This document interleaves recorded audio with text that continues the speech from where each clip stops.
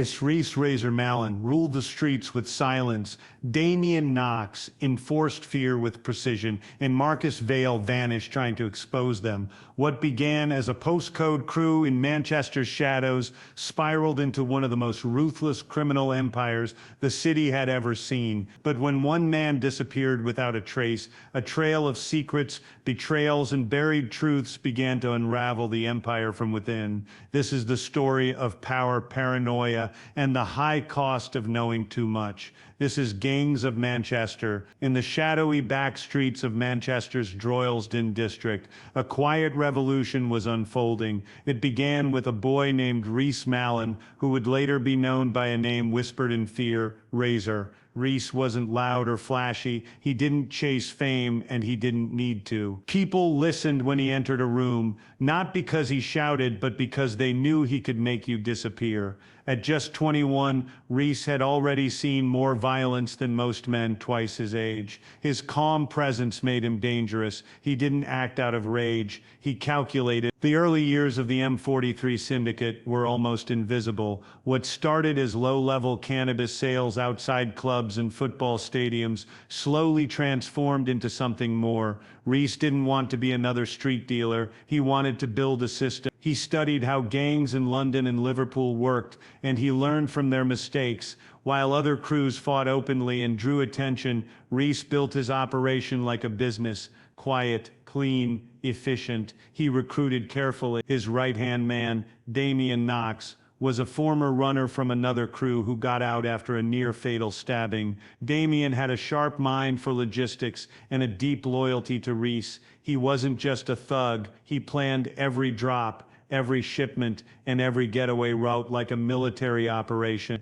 and he had help. Two former soldiers, discharged under suspicious circumstances, trained the core M43 members in surveillance evasion, urban movement, and close-quarter combat. Within 2 years, the crew operated with the precision of a private army. M43 earned their name from the postcode they claimed, but they didn't just take territory, they earned it through fear, money, and silence. By 2010, most of East Manchester's drug trade passed through their hands. They controlled who sold where, who owed what, and who disappeared. People who crossed them didn't often die immediately. Some went missing, some reappeared days later, broken in every way. The message was clear: obey the rules or vanish without a sound. One of Razor's smartest moves was his grip on the nightlife.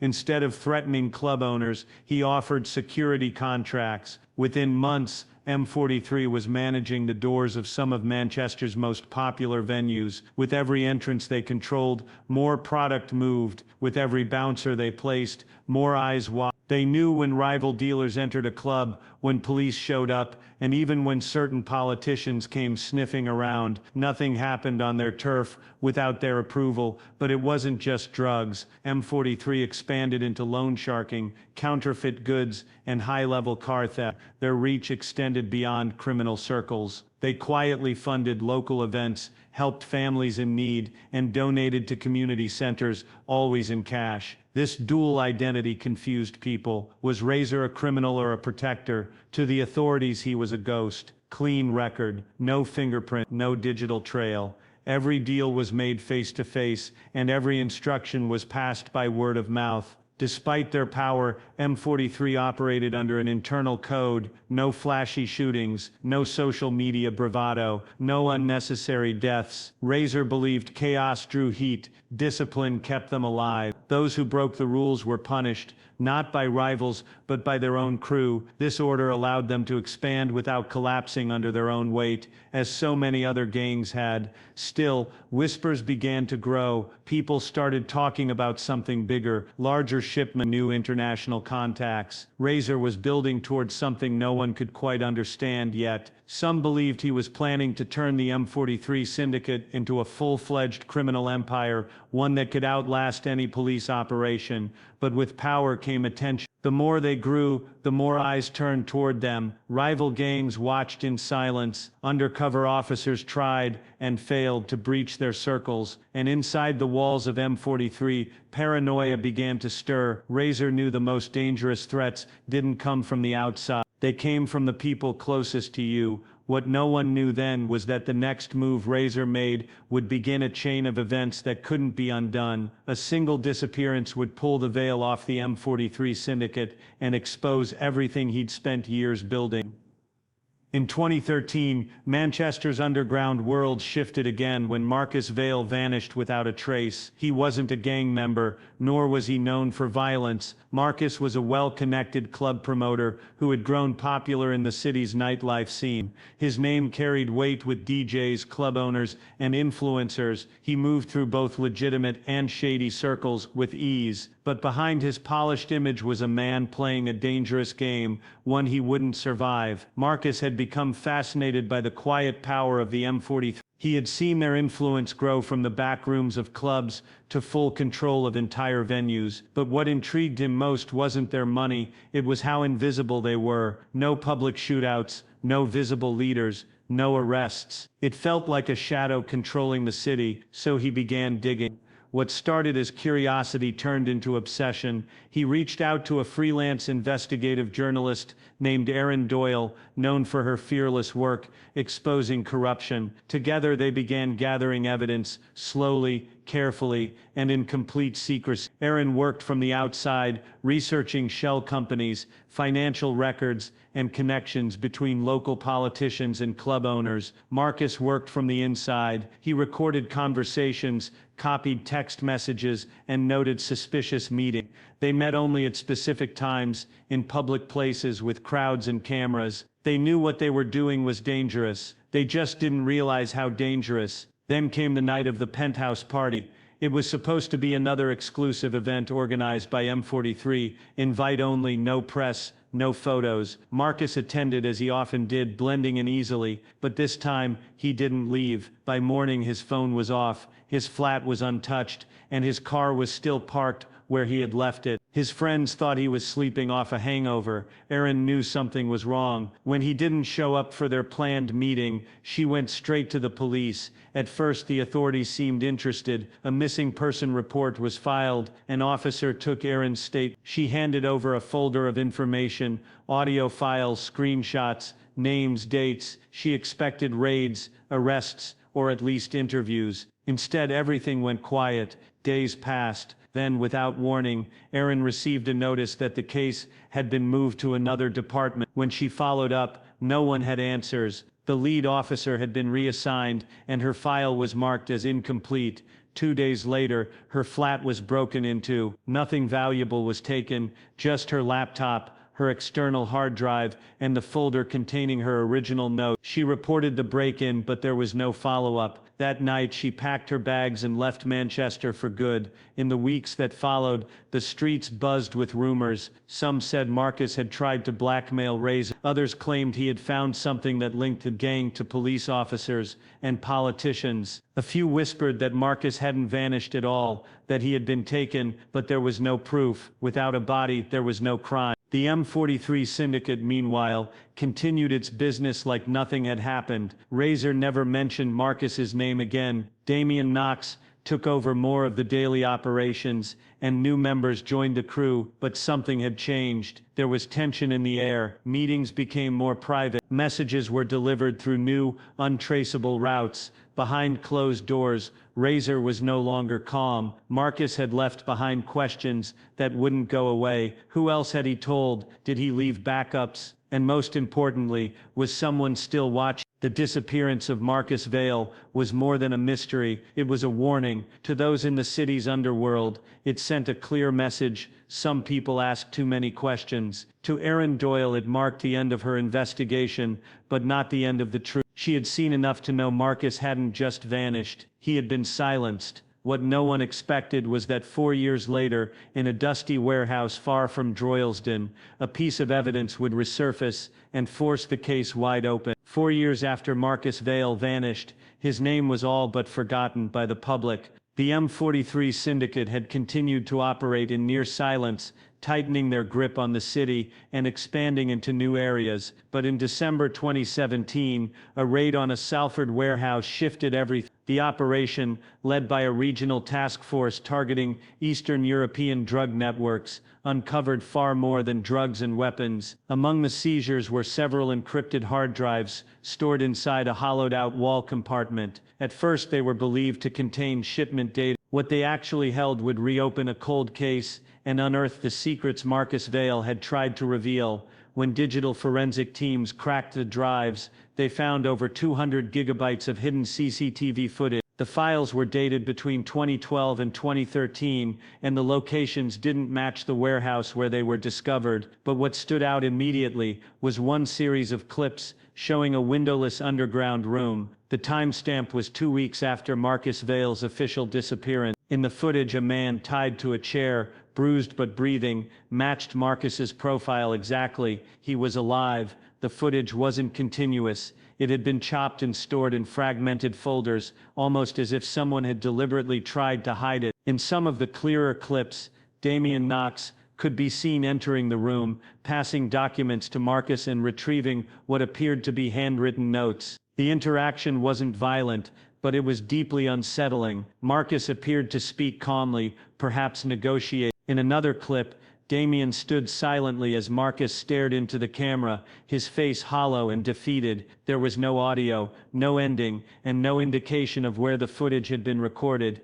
The revelation ignited a firestorm inside Greater Manchester Police. It was clear the footage wasn't part of any active investigation. It had likely been hidden to avoid detection. A new task force was formed under Detective Imran Gates, a specialist in organized crime, who had transferred from London just months earlier. Known for his independence and refusal to compromise, Gates had no history in Manchester and no loyalty to anyone inside the existing structure. That made him dangerous to both criminals and colleagues. Gates began by verifying the footage. The timestamps matched Marcus's timeline, and the face recognition matched almost perfectly. He reopened the case quietly, knowing that leaks could destroy everything. Using GPS data, blueprints, and old syndicate arrest records, the team searched for locations that could match the underground room seen in the videos. It was a slow and dangerous process. The M43 Syndicate still had power, and any sudden move could trigger retaliation. Then in February 2018, just months after the warehouse discovery, Damian Knox was killed in a car explosion in Manchester's northern quarter. At first it was thought to be a failed engine, but the forensic team found traces of a timed detonator wired beneath the driver's seat. It was a targeted hit, not a coincidence. The timing was impossible to ignore. Damian had been the only person seen interacting with Marcus in the recovered footage. If he had been keeping the secret, someone clearly wanted it buried forever. Detective Gates suspected an inside job, possibly even a purge within M43. Someone was eliminating the last people who knew the truth. Gates pushed forward, tracing shell companies, abandoned properties, and old building permits linked to the syndicate. He uncovered a trail of hidden sites used for meetings and storage, some still active, others burned out. He interrogated low-level affiliates, most of whom claimed to know nothing about Marcus or the videos. But the pressure was building. Gates knew he was getting close. The discovery of the footage had turned a missing person case into something far more sinister. It proved Marcus hadn't simply vanished. He had been held, questioned, possibly tortured, and now with Damian gone, the only person who could explain why was Reece Mallon himself. But Razor remained untouchable, hidden behind layers of protection, silence and fear. Still the cracks were showing, and one more piece, just one, would be enough to bring it all crashing down. In early 2019, an unexpected voice shattered the silence that had long surrounded the M43 Syndicate. Kelvin Marks, a former enforcer for the gang,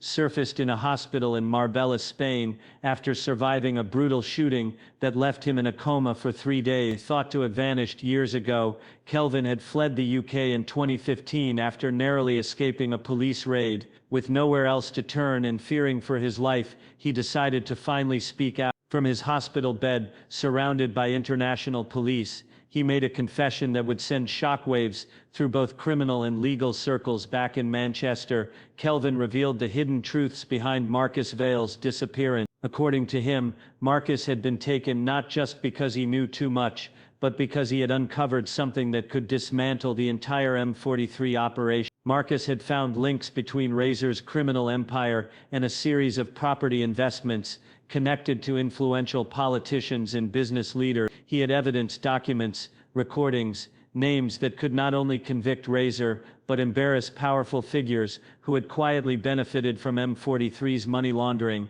Damian Knox, acting on Razor's orders, had kept Marcus alive to extract every detail. They believed he had backups, possibly stored somewhere unknown, but Marcus refused to give up the full truth. For weeks he was held beneath an abandoned industrial estate in Trafford, inside a makeshift underground room, retrofitted with steel doors and soundproof panels. According to Kelvin, only 3 people ever entered that room: Damian, Razor, and himself, and then one day, Razor ordered it to be sealed. Marcus was never seen again. With Kelvin's statement and the previous CCTV evidence, Detective Imran Gates now had enough to take real action. A warrant was issued, and within 48 hours, a full tactical team raided the Trafford site Kelvin had described. The property, long believed to be empty, was far from abandoned. Inside, beneath thick layers of concrete, investigators uncovered a sealed-off chamber.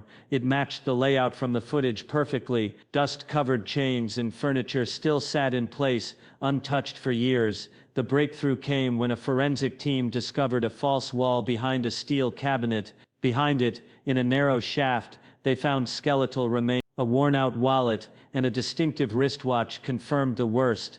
Marcus Vale had never left that room. Dental records sealed the identification. The notebook found nearby, filled with Marcus's final written thoughts, offered a haunting glimpse into his final day. His words were clear, methodical, and defiant. He hadn't broken. He had chosen silence over betrayal. The evidence created a storm that couldn't be contained. Media outlets picked up the story immediately. Public pressure mounted. Razor, long suspected but never charged, was finally within reach. He had vanished from Manchester months earlier and was believed to be living under an alias abroad. Through a coordinated international effort, Razor was tracked to a villa outside Limassol, Cyprus. He was arrested without resistance and flown back to the UK under heavy security. In court, the atmosphere was electric. The prosecution laid out the timeline of Marcus's disappearance, the footage, the hidden room, the recovered body, and Kelvin's sworn testimony.